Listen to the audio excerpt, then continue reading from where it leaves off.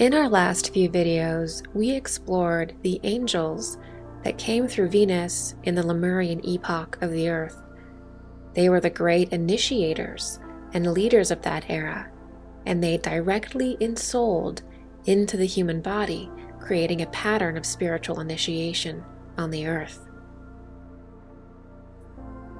Many people look back at different cultures' accounts of these beings and assume that because they're associated with a planetary sphere, that they are aliens. However, as we have been exploring in this series, they are better understood as members of the spiritual hierarchy, and the spiritual hierarchy is associated with different planets. The planets are also considered different regions or different realms of heaven. The Earth itself could be considered the most material aspect of the heavens or the fallen aspect of the heavens. Our soul has unique experiences with each of these planetary realms and is fundamentally also an aspect of the spiritual hierarchies. We ourselves, human beings, are directly related to the spiritual hierarchies and part of the spiritual hierarchies. This is a key concept because the reality that humanity has a history of being influenced by beings from other worlds has become a growing topic in modern spirituality and ufology. Every year, more and more people flock to spiritual conferences centered around alien beings. Aliens have become the spiritual masters and the new spiritual figures to be worshipped. Spiritual texts are quickly being reinterpreted to make the angels in the spiritual hierarchy aliens.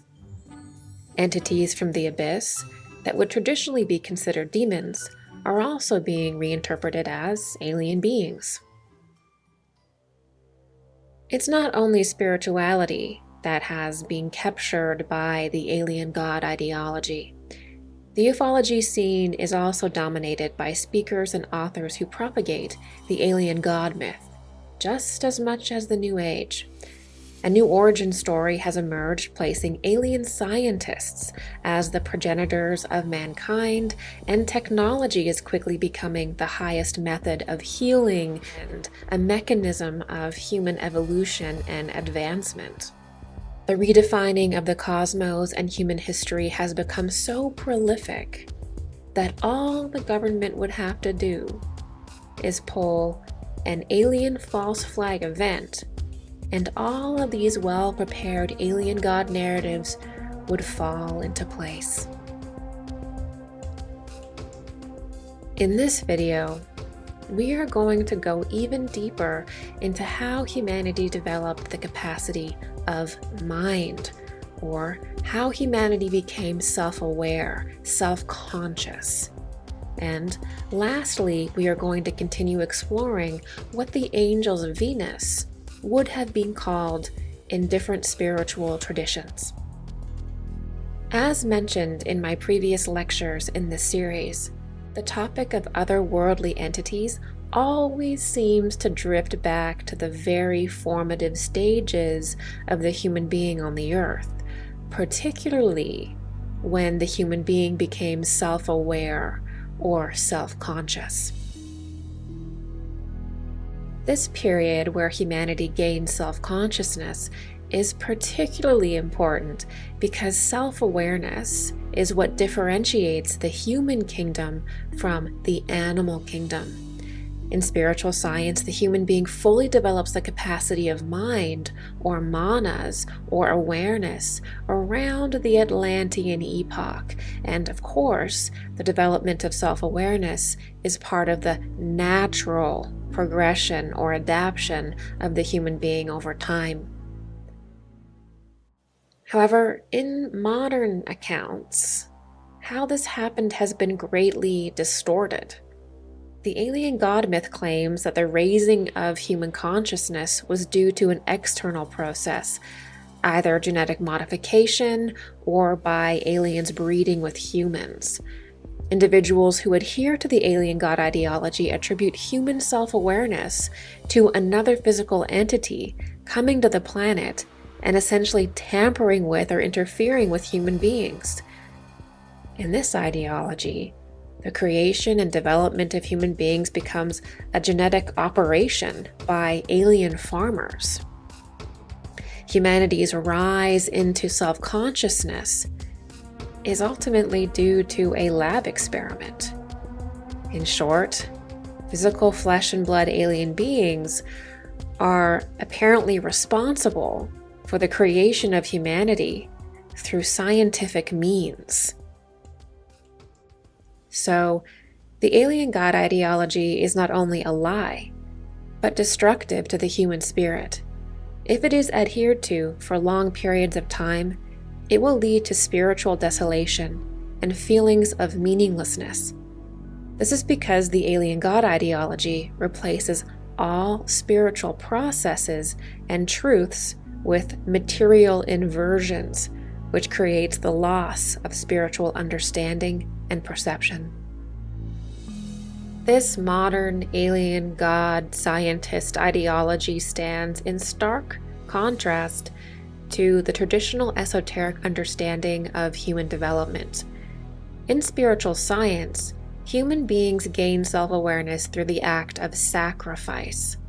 This gaining of higher faculties is part of humanity's natural evolution within the spiritual hierarchies.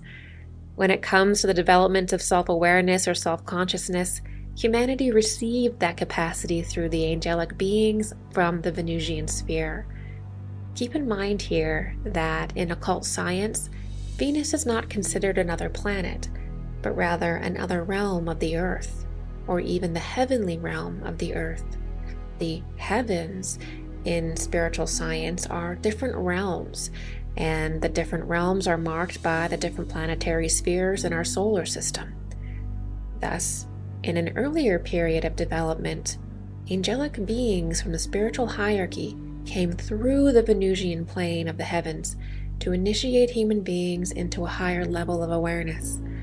This initiation gave humanity the organ of mind, or the faculty of mind, or the first capacity for self-awareness, self-consciousness.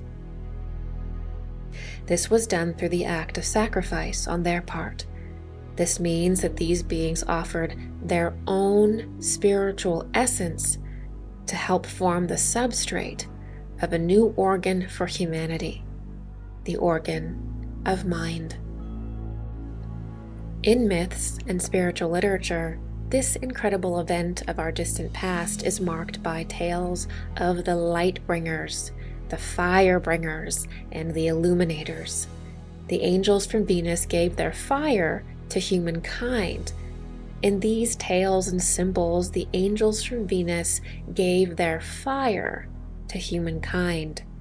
Prometheus, Lucifer, and Columbia are perhaps the most popular images of the fire angels from Venus, the light bringers from Venus. The symbols and myths around the light bringers or fire bringers are revealing the story of the development of mind within the human being. They are referring to the reality that the spark of mind was given to man by angels from within the spiritual hierarchy. These angels were of the Venusian sphere of development in our solar system. So humanity became self-aware or moved beyond the level of animal consciousness because of the sacrifice of the angels from Venus. These angels gave humanity the divine spark of mind from their own essence. In this way, the metamorphosis of the human being is directly due to a deeply spiritual process, one where humanity is joined with the spiritual hierarchies and adapted in their holy image. Now that we understand the role of sacrifice in human evolution, let's continue exploring the angels of Venus and specifically how they were portrayed in different spiritual traditions and cultures.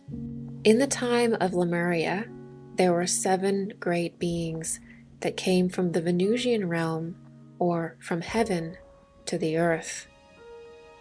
These beings exist in nearly every major religion, but they go by different names. In anthroposophy, Rosicrucianism, or esoteric Christianity, they are recognized as the Elohim. Of course, the 7 Elohim are the beings whom humanity was made in the image of. As mentioned, the human form is adapted each epoch to directly embody the spiritual hierarchy. In this way, made in the image means that humanity is a direct image of the cosmos. Humanity is a microcosm of the macrocosm. Rudolf Steiner also labeled them according to their role in the spiritual hierarchy, calling them the spirits of form. They are also referred to as the solar fathers, and when describing early humanity, Rudolf Steiner calls them the spirits of Venus. He also identifies these 7 angels of Venus as eventually ensouling as the 7 Rishis that were at the cradle of the great Indian civilization. They are the 7 great solar spirits, or the 7 Christs, who manifest as our sun, or who appear in our realm as the sun. Their essence intertwined with the very rays of our sun. All of these different names are describing the same formative beings and their position in different phases of our evolution and their representation in the cosmos. There are different titles for them depending on the context and the period. In the Eastern traditions, these 7 solar beings from Venus are called the Dhyani Buddhas, the 7 Rishis, the 7 holy Kumaras, the Agnishvattas, the Manasaputras, or sons of mind, the Prajapatis, or the Melbas, or fire gods. The Dhyani Buddhas, Kumaras, or Rishis manifest on earth directly from heaven. For this reason, they are called the mind-born sons, the sons of Brahma, or the virgin-born. These statements about being of direct divine origin indicate that these individuals' essence originates from outside the earthly life wave. They are beyond the karma of repeated incarnations. They are exalted because their soul has appeared on earth not through necessity, not through karmic obligation, but through their own free will. As mind-born sons, they do not need to take bodies on earth. Instead, they incarnate on earth to serve God and humanity. They have chosen to take on certain collective burdens the earth and humanity carry, and they sacrifice something of themselves to contribute to the evolution of the earth. When we really get into who the angels of Venus are and their contribution, we are really looking at a kind of soul, or a particular stage of human initiation in the cosmos. We are not looking at aliens. We are looking at souls within our own developmental system that are exalted. And this level of exaltation is something that we all have the potential to achieve within ourselves. So it's important that we understand when we look at a being that is associated with another sphere, that it is a being from within the spiritual hierarchy, and the spiritual hierarchy essentially represents various different initiatory periods for humanity, and it's humanity's duty to understand this so we can understand our own process of spiritual evolution and how that process is symbolized in the cosmos, in the sky, in the planets and the stars. In the New Age and Theosophy, the angels from Venus have been called the Lords of the Flame, the Lords of Venus, the Children of the Fire Mist, the Manus, the 7 Christs, the Solar Pitris, the 7 Cohans, the fire angels or the solar angels, or the masters of the seven rays, or the Cohans of the seven rays. And that just means that each individuality embodies a distinct ray of the sun. That is the original teaching or primary teaching of the spiritual masters. In the Eastern mysteries, the organ of mind or self-awareness is called Manus. It has also been called the spark of mind or the divine spark by some authors. And some esotericists also consider the reception of the mental organs as the moment where humanity finally gets the first indwelling of their individual soul essence. Various First Nations tribes also spoke of great fathers that would appear at certain times to guide humanity. These fathers played a pivotal role in their development and often came bearing gifts. They were often associated with the heavens, the cosmos, or the higher planes. The cosmos in early spirituality really just represented the higher planes. In esoteric Christianity, Jesus takes on the highest of these seven solar spirits for his sacrifice. And through his sacrifice, the essence of the Christ was united with the earth and humanity. In the Bible, Jesus is associated with the morning star, or Venus, Venus being the translator or transducer of solar forces for the earth.